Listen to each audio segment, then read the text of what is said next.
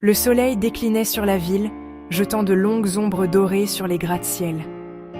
Les lumières commençaient à s'allumer une à une, comme des étoiles artificielles dans un ciel urbain.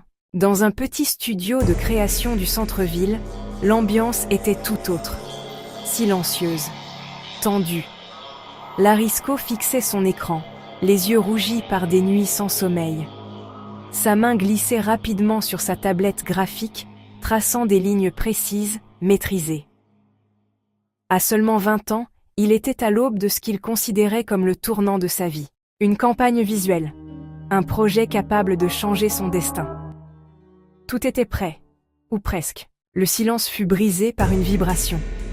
Son téléphone. Larisco jeta un coup d'œil distrait, puis se figea.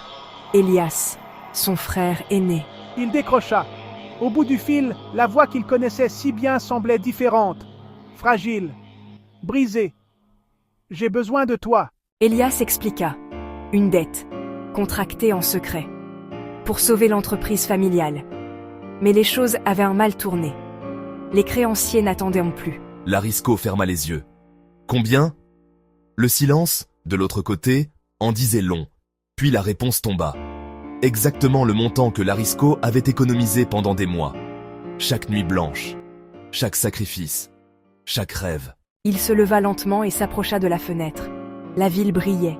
Son reflet apparaissait dans la vitre. Mais quelque chose avait changé. Il ne voyait plus une seule version de lui-même. Il en voyait deux. Celui qui réussirait et celui qui sacrifierait tout. Sa main passa dans ses cheveux parfaitement coiffés en wave, symbole discret de sa discipline, de son contrôle. Mais à cet instant précis, il ne contrôlait plus rien. Le lendemain, le ciel était gris. Le vent soufflait doucement dans un parc presque vide.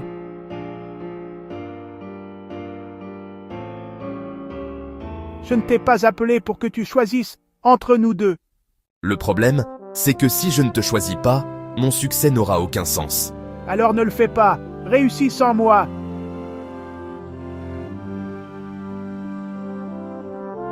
Mon succès sans toi ne vaut rien. Le soir même, Larisco retourna dans son studio. L'endroit semblait différent, vide. Il s'assit lentement devant son écran. Son projet, son rêve, tout était là. Encore. Mais plus vraiment. Après quelques secondes, il appuya sur Supprimer.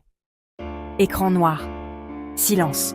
Puis, une nouvelle page blanche apparut. Il prit son stylet et recommença. Mais cette fois, ce n'était plus pour un